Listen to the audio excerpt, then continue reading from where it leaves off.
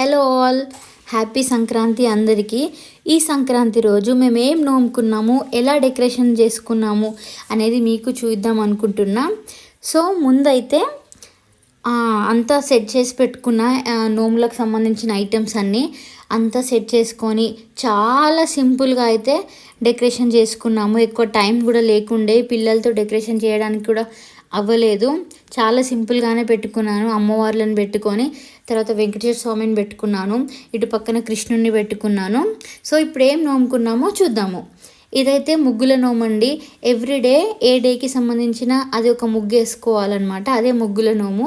ముగ్గు పెట్టెతో పాటు ఈజీగా అర్థమవుతుంది ఏ రోజు ఏ ముగ్గు వేసుకోవాలి. తర్వాత వచ్చేసి భగవద్గీత నోము ఏకాదశి తర్వాత వచ్చింది కాబట్టి. తర్వాత వచ్చేసి మార్గశిర మాసంలో వచ్చే పుష్యతరంకి సంబంధించిన నోము అది. ఇది వచ్చేసి కుంకుమ పెట్టెల నోము. ఎవ్రీడే మార్నింగ్ కుంకుమ పెట్టుకునేటప్పుడు ఆ మంత్రం అనుకోవాలి. ఇది వచ్చేసి గాజుల నోము. ఇది వచ్చేసి షష్ఠి పూర్తి నోము. మా అత్తయ్య వాళ్ళ అమ్మ నాన్నకి 60 ఏళ్ళు వచ్చాయని చెప్పేసి షష్ఠి పూర్తి నోము చేసుకున్నారు.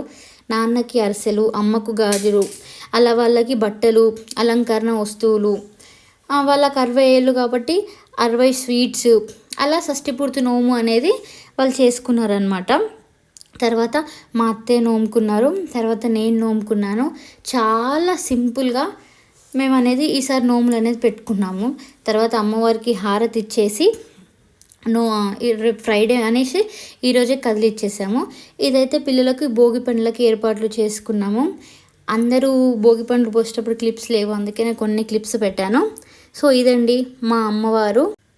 మరిన్ని వీడియోస్ కోసం సౌమ్య హోమ్ సబ్స్క్రైబ్ చేసుకోండి. Thank you all.